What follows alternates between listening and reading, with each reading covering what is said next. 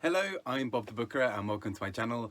Today I wanted to talk about a book that I was very excited to have come out this year, and that is Young Mungo by Douglas Stuart. So for those of you who may be thinking the name sounds vaguely familiar, Douglas Stuart was the author of Shuggie Bain, which won the Booker Prize in 2020 and is just a fabulous book by itself. And Douglas Stuart, around the time that he won the Booker Prize, obviously immediately people start asking him if he's got another book in the works, or if he's already had ideas for the next one. And he sort of quite casually was sort of saying in some of these interviews, like, yeah, it's pretty much written. I'd already pretty much written it before all this came out. So yeah. Great. And now we see sort of a couple of years later the fruits of that. And Young Mungo has come out. Well, it's just about to come out, and I want to talk about it. Now, I will say right from the top of this, I will eventually be talking about spoilers, but I will let you know when that moment comes, so you can avoid them if you don't wish to hear them. And I'll do a kind of spoiler-free bit now, just to sort of lead into my overall thoughts on the book before I dig into any specifics. So let's go. So first up, fans of Shuggie Bain in some ways will not be disappointed in terms of some of the subject matter.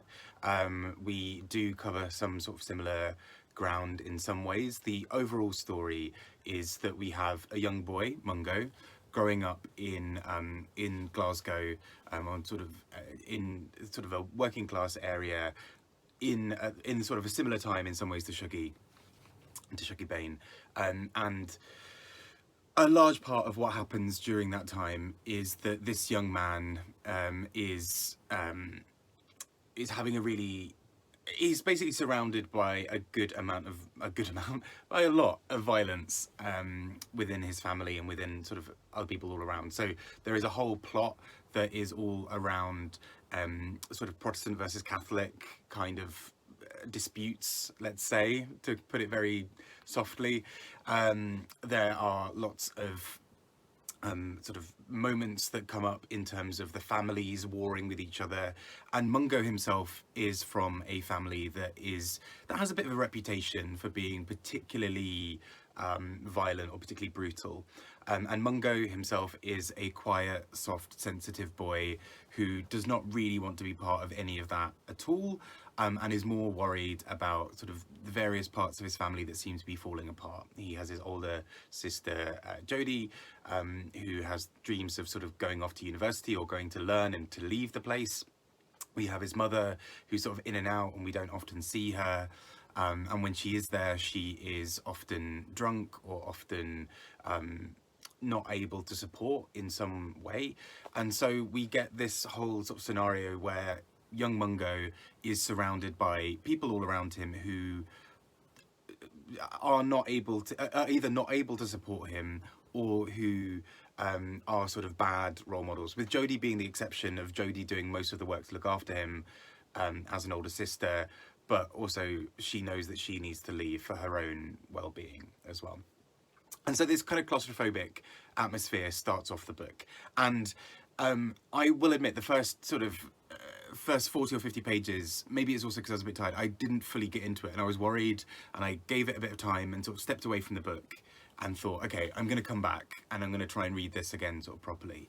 And when I did come back, I completely fell in with it. I mean, in fairness, I had a similar response to Shuggie. I think maybe it's just sort of something about learning how to kind of get into that world. But also at the heart of this book as well is a love story between young Mungo himself and another boy who lives locally. And again, that Protestant Catholic thing kind of strikes up, but that in some ways is to sell short some of that bit of story. And I won't go into the rest of that just yet, because a lot of that will then cover spoiler territory. But I really found this book so deeply profound, and once it gripped me, once it had me, this book did not let go. This book is at turns incredibly violent, incredibly brutal, some absolutely heartbreaking scenes, but at the same time, all of these gorgeous moments of softness and real tenderness between characters.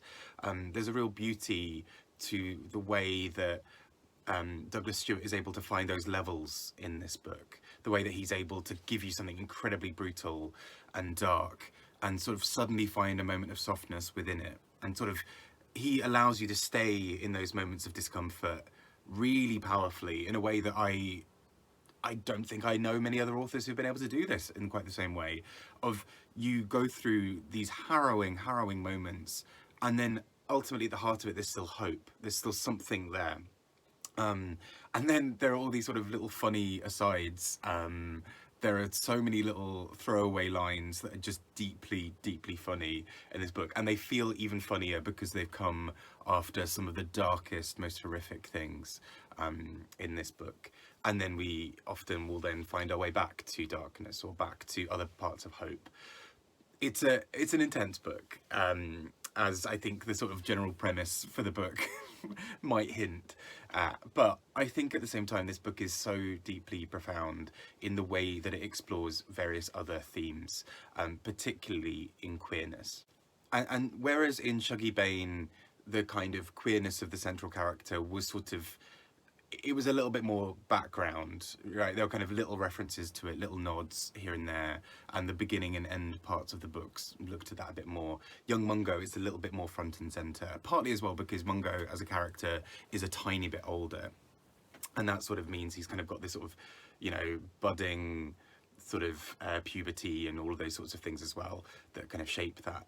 But I think what's so special about this book and so deeply moving is the way that Douglas Stuart is able to explain and describe what it feels like to be someone who is queer and really uncertain about themselves, or is sort of conflicted between their inner feelings and the outer feelings of the world that might sort of push that down.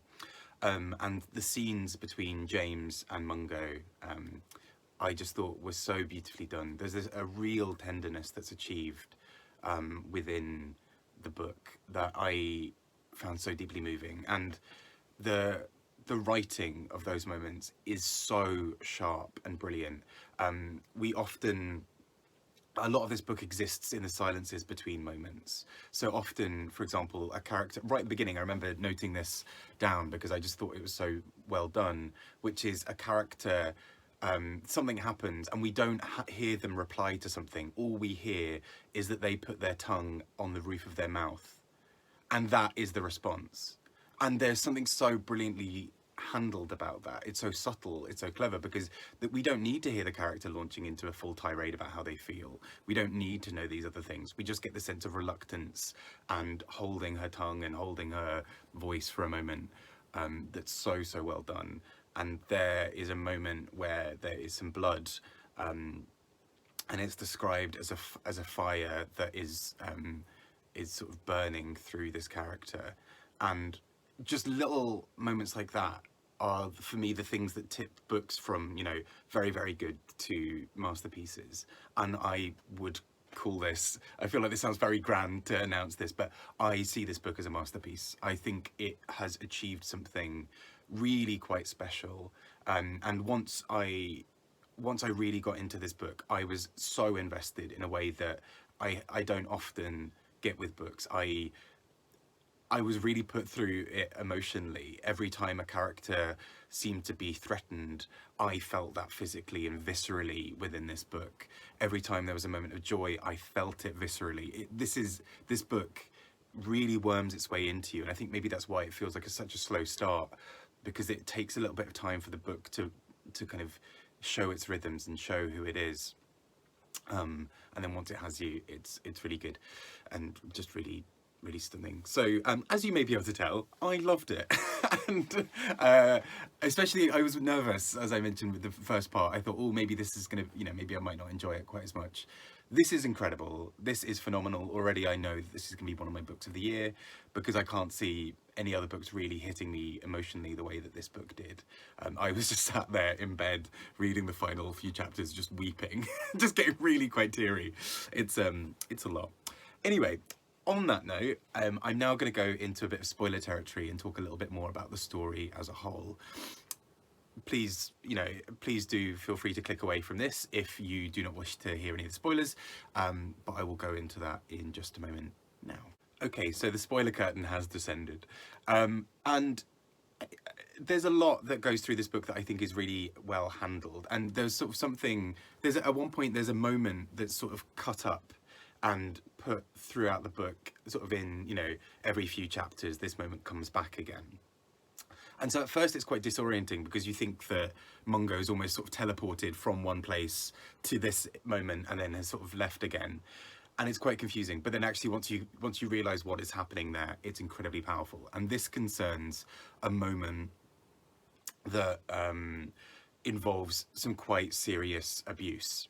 And it almost reads as a sort of, you know, the initial part of it, once you realise again what is happening, is heartbreaking. But then there's almost this sort of plot that starts coming. And I now, you know, the further through the book you get, I think the more you understand why it's been split up. Because had it not been split up, you just kind of get this one big moment towards the end of the book that kind of takes away focus from where the plot otherwise is going. Whereas I think sort of splitting it up in between, you not only do we sort of eke that out a little bit longer, but we also have these little moments, these real sort of moments of up and down and sort of these peaks and troughs, and these real moments of just clarity that comes through it.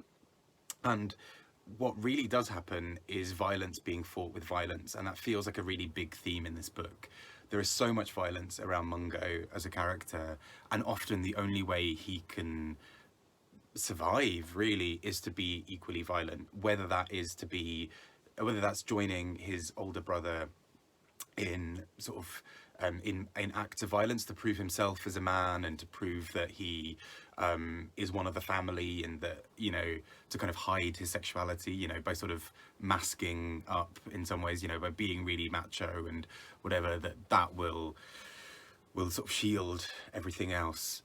And at times that violence is also just knowing that there's a threat everywhere around you, and the only way to survive is to steel yourself, to be almost like stone and to have no emotions. And actually what is so beautiful at the heart of this book, I think, is that for all of the coldness that Mungo exhibits, there is a softness that he never loses, and that softness ultimately is what helps him survive. He kind of needs both. He needs the hardness to battle the hardness around him, but he needs these little moments of softness and tenderness to be able to get through and not be completely destroyed by everything around him. And indeed, we see that most of the characters around him have, to some degree, destroyed is maybe a strong word, but they have almost gone way too far the other way. Some of them have become so hardened to the life around them, particularly the older adults, that they see no other way. They can only see everything that's happening as the natural way of things. Of course, we go and attack Catholics or Protestants. That's what we do. You know, there's a moment where at one point one character questions this and says, well, why is it we attack Catholics? What have they ever done? What's the purpose in all of this? And people kind of just reply to them and say, don't be foolish, don't be soft. Like, of course, they're our enemy, we do this. If we don't get them, they'll think we're soft. If we don't get them, they'll get us. And there's this real brokenness towards, sort of around the sort of society that it seems almost impossible to heal at times. And I think that is what is so absolutely profound about this book, and what I found so deeply moving is there is so much hopelessness. It is a hard book to read at times, because it is at times brutal and isolating and hopeless, but actually ultimately there is something redemptive to be found within it all. There's something beautiful, there's still a softness to be found. And we also sort of see this motif a little bit with pigeons, curiously. James, the sort of younger, one of the other young boys, who's sort of Mungo's love interest, he keeps pigeons, and again there's a softness to it. He looks after them, he strokes them, he hopes that they will return one day. There's a sort of strong sense of belonging and of home. These pigeons will return, but only if you look after them. And actually, a lot of characters in the book want to leave and never come back, and coming back always seems to be the hardest thing, because it's to kind of immerse yourself back in a world that is incredibly hard to live in. But many of the characters who live within it do not see that there's a world outside, or do not see that there's an option for them to leave, even if they wanted to. So there's a real sense of being trapped and the resentment that comes with it within the book, which I just thought was really deeply moving. I could talk about this book for hours. I will spare you me talking about it for absolutely hours, but I do really urge you to go and check it out. I think it's so wonderfully done, because it feels like what we're doing is watching characters sometimes at their absolute lowest ebbs, in some of the most violent circumstances, in some of the most hopeless circumstances, and we're finding where those moments of levity and softness and love can be found. And they're not very easy to find in many parts of this book, but actually I think it's massively to Douglas Stuart's credit that he not only finds them, but also allows them to be a new alternative within the book. That actually being hard, being tough and being impenetrable is almost one of the worst things that can happen in this book. Being soft, being open, being lovable, being loving are things that can make things happen. And so I think that's what I found so deeply, deeply profound and moving about this book.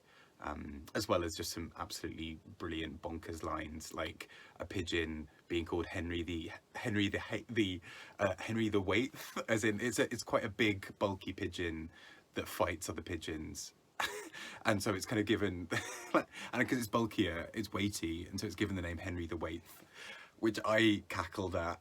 Because it comes after some really harrowing moments, and then it is followed by a really beautifully soft moment about being queer and somebody knowing but just not saying anything, and it fits so beautifully and perfectly in this book. So anyway, that's been me talking about Young Mungo and trying not to get too emotional again, because I only finished reading it yesterday, but it's stunning and I really do urge you to check it out. I think it's going to be one of those books of the year that probably breaks people a bit, as it did me, but in the most beautiful, beautiful way, because it breaks you and then tries to put you back together, but this time softer and more loving. I've been Bob the Bookerer. Take care. Speak to you all soon. Bye bye.